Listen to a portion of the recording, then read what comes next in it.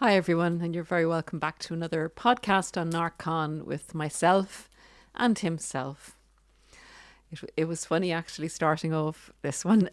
Remy was in a different place in the room sleeping, and I said to him, "Would you mind co producing this production with me and going on the sofa?" And he just kind of went, "Oh," and he got up on the sofa and went straight to sleep. So I can't blame him. Listening to chats about narcissists must be very boring eventually when we know what they are and who they are. In any case, let's get into this podcast, which is going to be: is the holiday Hoover coming?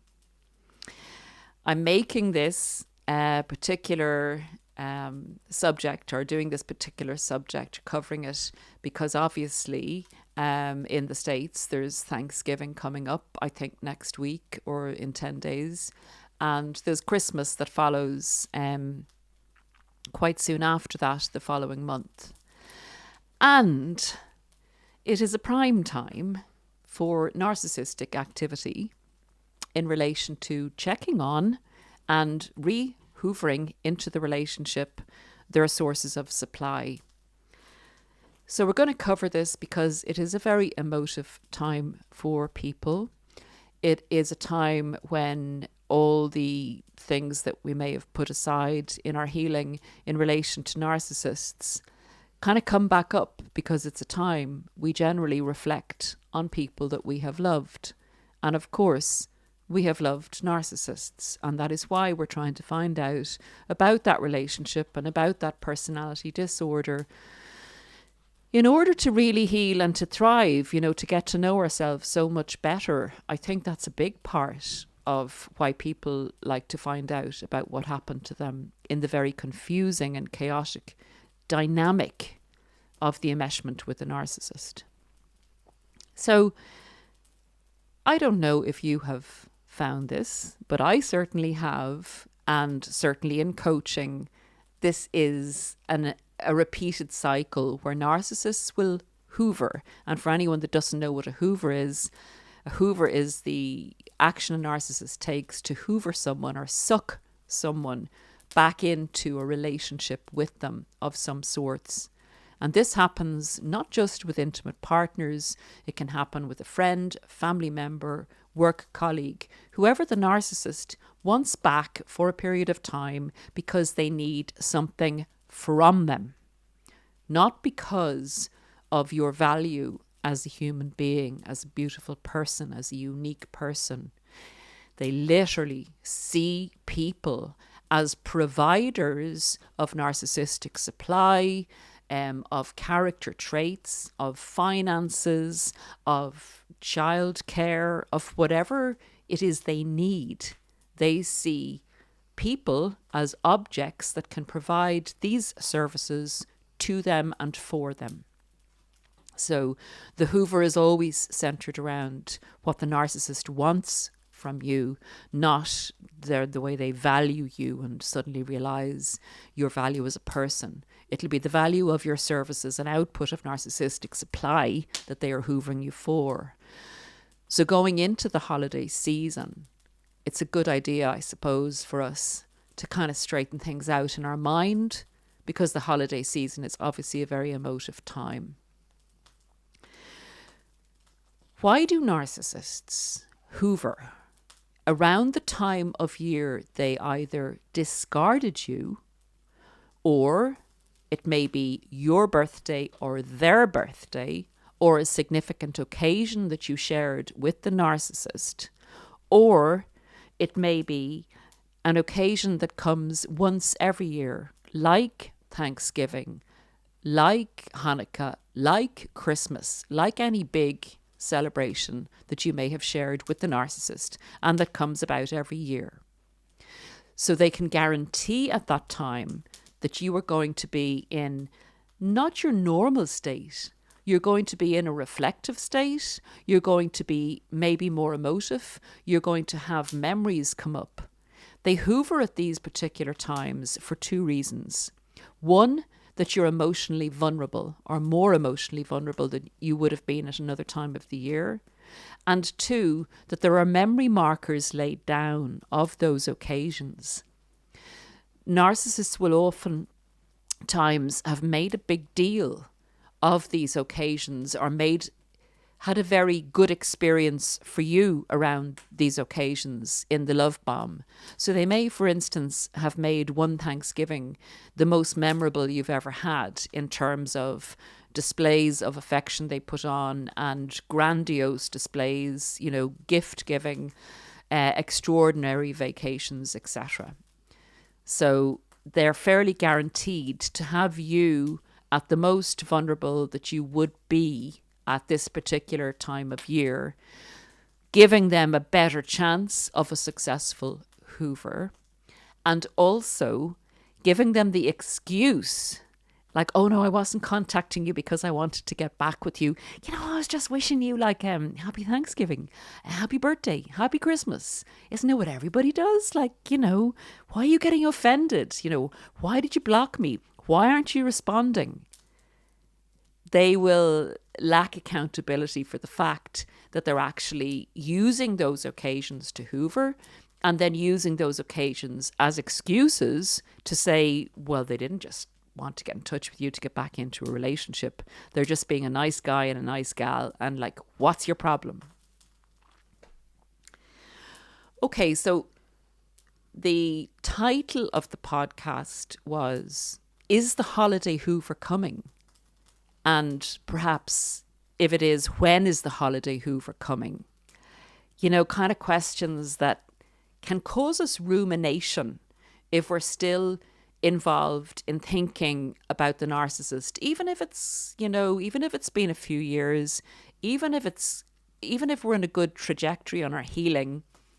There are times, because of all that brainwashing that went on when you were with the narcissist, that some things will trigger those memories, and some things will trigger those neural pathways in your mind to start looping again, even briefly.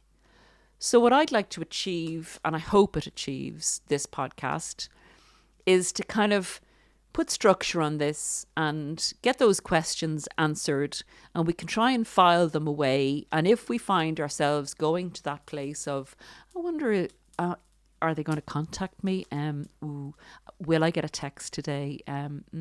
Wonder what they're doing. We can open the file and say, this is the answer. This is the possibility, and this isn't a good idea, and shut the file again. So that's what I hope to achieve by this, to give us a more peaceful and a chance of happiness and a chance of a joyful occasion, and a chance to make new memories in the holiday seasons and for birthdays. And that was something that was pointed out to me when I was in the very early stages of healing, when I said, I don't know if I can go back to that place that I visited so often with the narcissist. It's extremely painful. And the memories that come back to me, it's like an open wound. And I feel, I don't know if I can do it. And a very helpful, beautiful person said to me, I think you should. I think if you can at all, you should. I'll go with you and we'll make a new memory. I thought that was lovely, and it worked.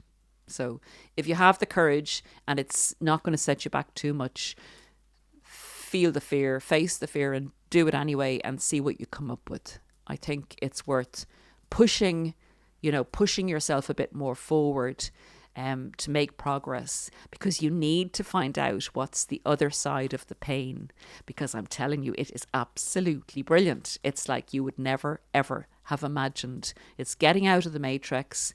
It's traveling through and transgressing through that painful period to open the curtains on a whole new world. Okay, so the holiday Hoover, or any type of Hoover, but for the purposes of this particular podcast, we'll talk about occasion hoovering, not just, sporadic hoovering. The timing and will it come depends on two factors, and two factors alone. It depends on you, and it depends on the narcissist. And it depends on let's deal with you first of all, and then we'll look at the narcissist. And then at the end of the podcast, I'd like to give you an average timeline for narcissists hoovering that I have found in my experience, and I'll tell you why. So the factors in relation to when will the narcissist hoover and is the holiday hoover coming, is how the narcissist left you, how you were at the time of discard with the narcissist. Like, for instance, did you discard the narcissist because the narcissist was cheating?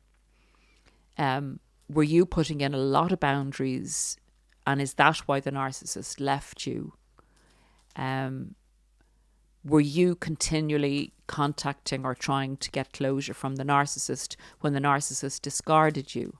And has that been going on even up to recently? All of those things are factors in relation to the narcissist hoovering. Also, that was what happened then and how you are now, because believe you me, narcissists do spy on us. They do want to know how we're doing, because remember, for the narcissist, old sources of supply are like kind of outposts in the narcissist's survival cycle or circle. So if you think about a narcissist as needing food and oxygen to live, the people the narcissist chooses to spend time with and invest in are considered by the narcissist always accessible to the narcissist, and the narcissist feels an ownership of those investments. So where people are scattered in the narcissist's life, in the past, in the present, in the possible future, are places the narcissist needs to keep an eye on. Because if you're dependent on food and oxygen that those sources of supply, being people, are going to provide you to live, you're going to be vigilant, if not hyper-vigilant, about making sure that those supply outposts are still under your control and haven't been robbed or taken away by anyone else, aka a new relationship. So that's how important people actually are, how dependent the narcissist is on people that they have under their control, or they think they have under their control. Now, they will get supply on a daily basis from just general interactions with people, maybe from their job, even strangers they meet. But they need a foundational supply, let's call it that. They need tanks of oxygen and supplies of food that they can go and utilise when they're not getting enough on a daily basis, because they cannot operate alone. They do not stand alone.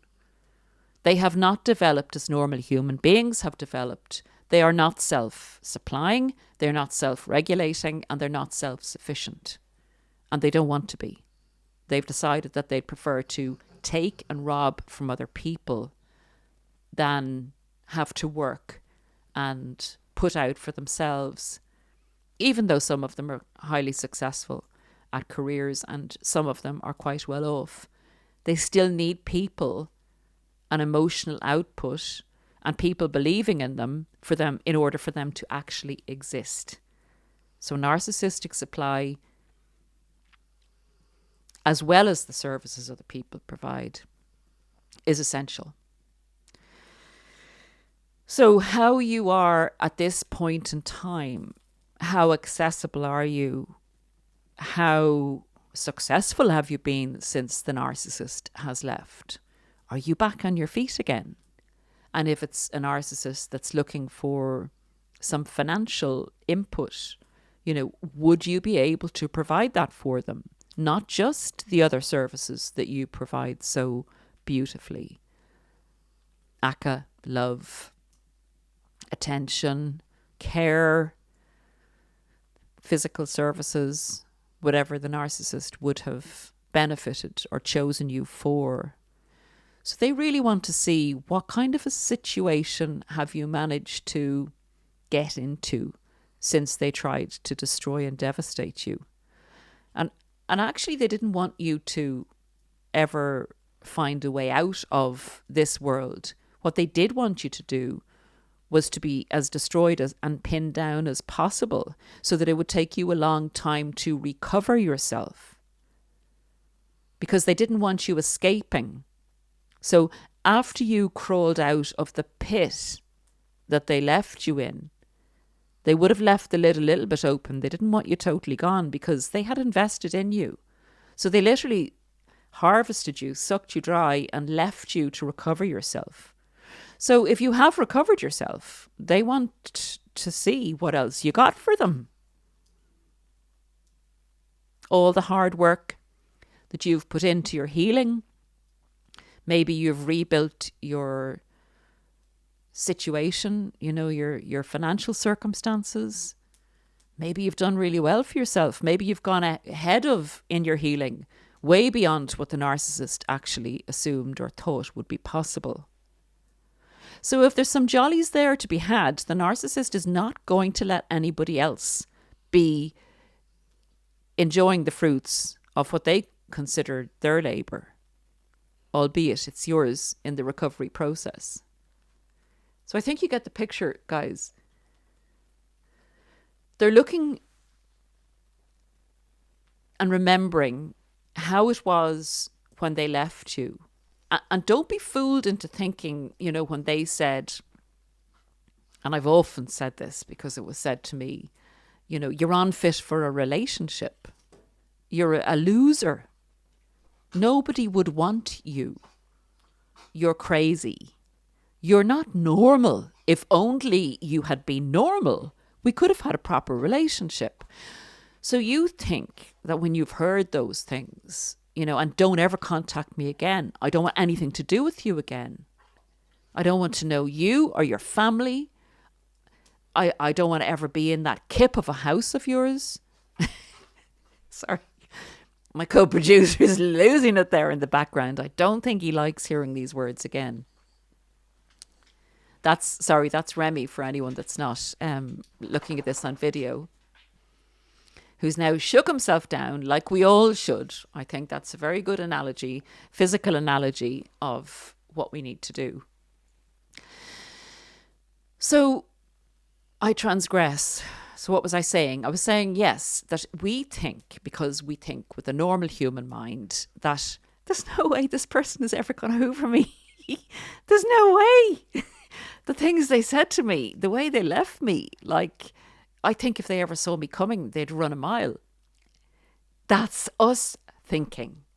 I promise you, as a person who heard those type of things, I got hoovered in a year and a week to the day. So don't think with your own mind. If a narcissist wants something from you, they reframe history.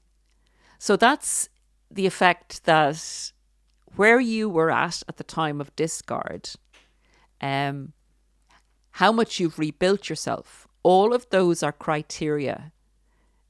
And I could nearly tell you, if you tell me your situation, the possibilities, without, say, being woo-woo or, psychic. I could nearly tell you a predicted timeline of when a narcissist might hoover.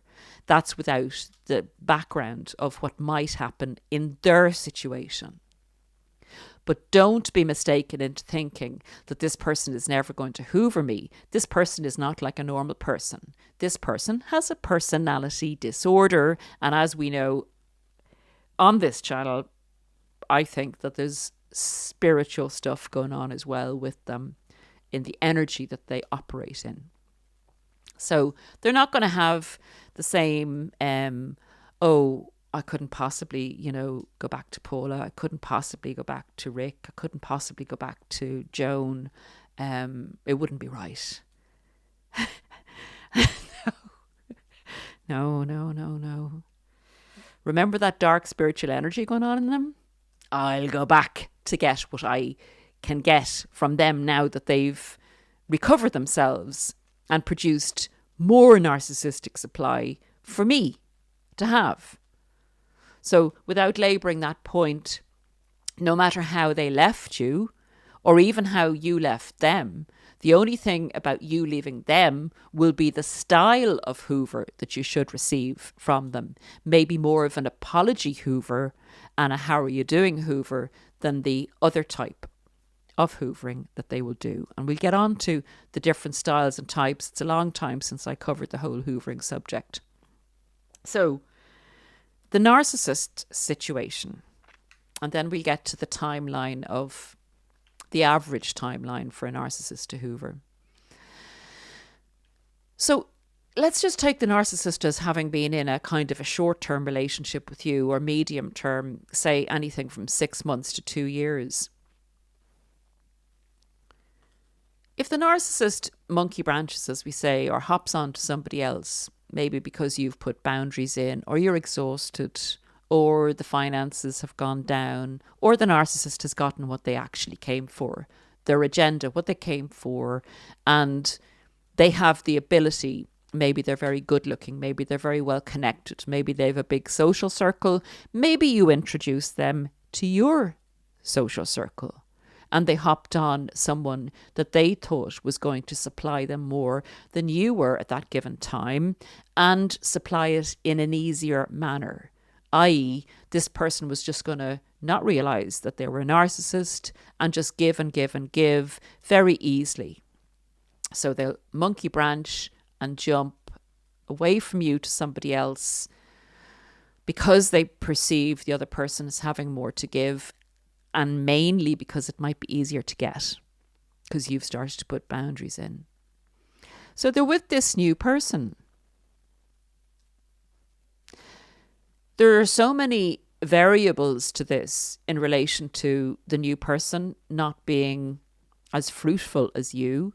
The new person may be another narcissist. The new person may have experience with narcissists and realise that the narcissist is fake, that they're not outputting, or that they've had a rage fit early with the new person because you've totally ignored them and gone no contact. So there are very many variables.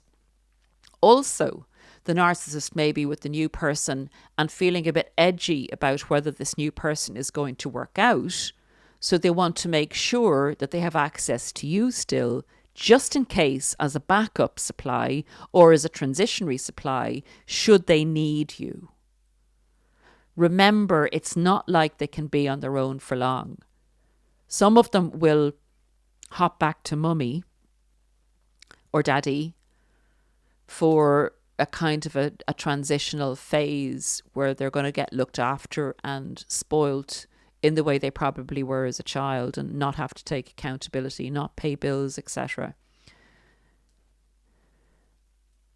So there are a lot of variables that can go on with the new person not working out or not being as stable or as strong as you were in trying to work things out, trying to compromise.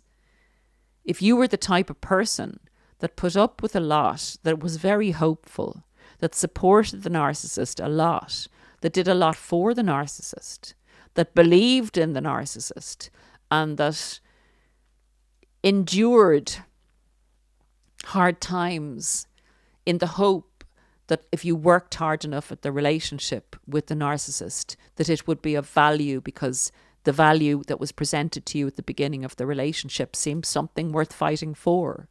Not everybody's like that. You know, we tend to see everyone, and particularly before we learn about narcissists, we tend to think all humans are similar. All humans are just not similar. So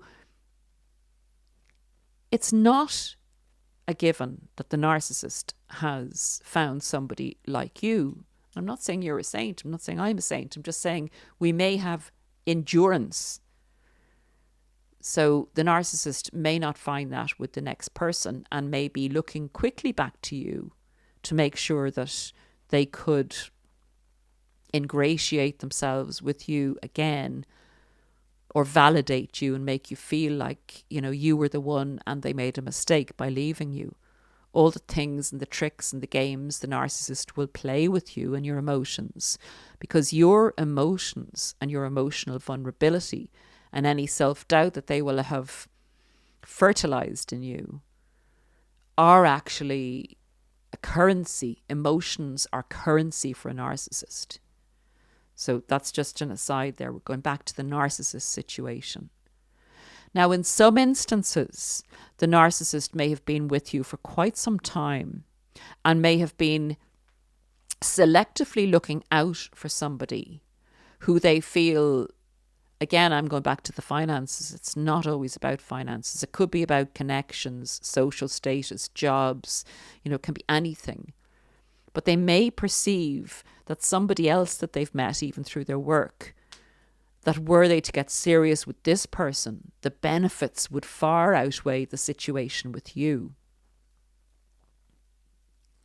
So they may really concentrate over a long period of time in getting this person hooked.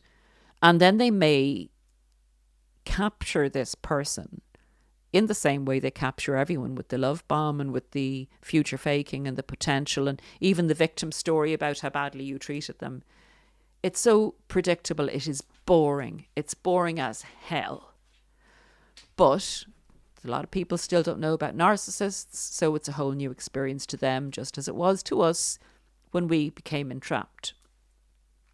So they'll pick this person for a kind of a medium to long-termer, and they will actually marry them, and you'll go off saying, I can't believe they're actually marrying this new person after being with me for years and years and years and saying they didn't believe in marriage. I know you get it. I know you guys have stories like this. And I know it's mind-blowing stuff. But they're not coming from the same place we're coming from. They don't care. They just don't care. They have no moral compass. They have no integrity. They will do whatever they need to kill, steal and destroy. Whatever benefits them and whatever way it benefits them, whatever way they need to get what they need to get, they will say what they need to say. So yes, they may marry the new person, and then they may have 2 children in a row with the new person because they want to secure them, because they're after what that person has. For instance, if it's financial, or if it's a way into daddy's company.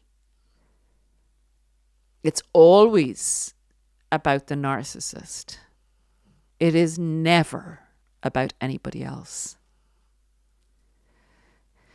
The only times it's about anybody else is what they can take from them. So if they have gone into that type of situation, you're talking about maybe a 4 or 5 year plan before they can actually extricate themselves with what they needed to get. And it can be longer if the person is prepared to put up with the narcissist. I mean, they can't always hold people even when they want to, because they're transparent, because they let the mask down, because the person realizes that this person doesn't love me. So what I'm saying to you is it depends on the narcissist's situation. But even if they're in a situation like that's really important to them, that they have an agenda that they want to get from that person, on the sly they will contact you just to keep an eye on how much under control you still are. Or they'll view you through social media, or they'll be asking questions about you. Narcissists asking questions about you is a Hoover. It's the preamble to a physical Hoover. It's keeping tabs on you, should they need to physically Hoover you. So again, the holiday season is a time where the narcissist can actually get away with hoovering you and checking on you without you being able to hold them fully accountable, because they will, as I said at the beginning of the podcast, use it as an excuse. Say, it was just Christmas. Happy Christmas. Happy Christmas to you. Now, I don't want a happy Christmas from you, so go away. Ideally, we will have them blocked. I understand when people don't want to have a narcissist blocked or can't because of children. But if you choose not to have them blocked because you do want to see, will they wish you a happy Christmas on the first Christmas that you've been away from them, on the first Thanksgiving you've been away from them. And you may even get so emotionally involved in the occasion and softened emotionally. You may have a glass of wine, a celebratory drink, and you may hoover yourself back in by actually sending them a happy Thanksgiving or a happy Christmas. I believe that that's a spiritual energy working in the background on you to soften you up. And they're kind of waiting there, expecting you to contact them. So don't let yourself fall into that trap. Do whatever you need to do in the holiday season. Put your phone away for the day. Do whatever you need to do to prevent yourself from doing that, because you will regret it. The other thing that they may do is, because you'll be on high alert wondering if you're just newly discarded, will the narcissist contact me on the holidays? They might contact you the day after, giving you the day to be vulnerable enough to contact them. This quite often happens, that it'll be the day after that you'll get the Hoover. They would prefer you to be the vulnerable one and to assess how in control you still are. So if you don't give them the happy holidays on the day of the holidays, it sends a signal to them that, that's not so good. I'm going to have to do something here to pull this person back in under control. This is my person. This is my supply. I don't want anyone else getting that. So to conclude the podcast, guys, I have found in my experience that the general timeline goes like this with narcissists. And again, it's a generalization. And again, each system is customized.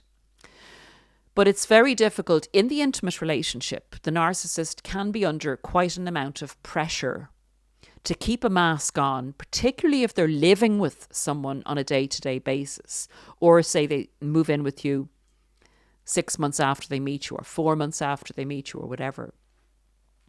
The 2-month stage is a little tricky. They often pull back a little bit. The 4-month stage, you may see a little bit of their character coming out in public, like a bit of a rage. And the 6-month stage is a marker where things start to change. And I often find that's the devaluation sets in. 4 to 6 months to 8 to 10 months, that kind of criteria. The year stage is sometimes the stage when you'll find there's a bit of discarding going on and they're amping up the devaluation, and then you'll get the love bombs again, intermittently shorter than normal. 18 months is when it's not looking good and they're starting to look around, and 2 years is often the time in the relationship that they will break up with you, 18 months to 2 years. Now, I find that if you look at that in the relationship cycle, when they go into the next relationship, that cycle copies, and they're going through the same cycle with the new supply. So I often find at the 6-month stage, there's a kind of a change in the atmosphere, so to speak, and you might get an inquiry from one of their family or something like that, like a flying monkey Hoover, or checking up on information. And the year, for some reason, is a kind of a marker when a lot of narcissists will Hoover. So for what it's worth, that's what I have found. And don't come and say to me, well, you can if you want, but, oh, Paula, it's 3 years' time. It's 3 years since the discard and I haven't got any kind of a Hoover. If you give me the other aspect of your situation, how the relationship ended, where you're at now, and what the narcissist is doing, I can probably give you the reason why it's 3 years and you still haven't had had a noticeable Hoover. But I can guarantee you there will have been checkups as to how you've been doing. I hope that is of some help. Just remember that they're not coming back for you. They're just using the hoovering technique or the hi, hello, happy holidays as a power play, as a control check, because they feel ownership of you, because they feel you at one stage were under their control, and there is no reason why they can't keep you under their control. Because most people in their life, they have used their techniques and manipulations on in order to control them. They don't know, you know, about the narcissistic personality disorder. They don't know that you have really come into yourself and that you're beginning to really love who you are and want to develop yourself further, that you've come out of the matrix and had a type of a second birth in this life. They don't know that. So they assume things are as they always have been for the narcissist. The world is waking up. Thank God. The world is waking up. We don't want this type of cruel, despicable behaviour becoming the norm in our society. We now have an obligation to not hate the narcissist, but to understand that there are narcissists around that carry this destructive spirit within them. That we need to be vigilant and that we need to love each other. And we need to be discerning in who we love and how we treat people. That would be my take on how we can overcome narcissistic abuse in the best possible way. That's it for now, guys. If I don't, I will see you before the holidays in America, and take care of yourselves in the meantime in your preparations, and let's plan for happy holidays and happy Christmas and happy occasions where we can enjoy peace and joy and real happiness and fun with our families without going through chaos and drama and cruelty and pain and destruction. Bye for now.